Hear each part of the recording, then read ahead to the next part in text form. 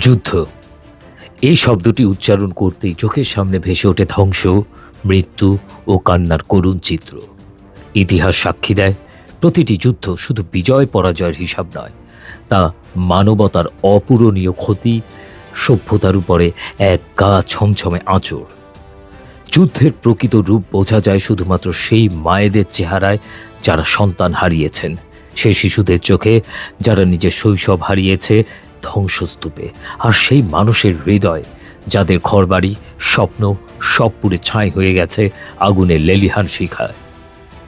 যুদ্ধ হয় নিপীড়িত জনতার প্রতিবাদে, ক্রোধ, হিংসার লোভ থেকে, মতবাদের পার্থক্য থেকে, বিশেষ করে জবরদখল কিংবা ব্যবসা সম্পদের জন্য।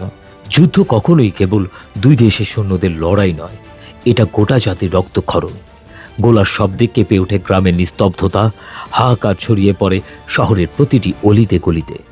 যুদ্ধ মানে ক্ষুধা, অনিশ্চয়তা, বাস্তুহারা মানুষের দীর্ঘ মিছিল।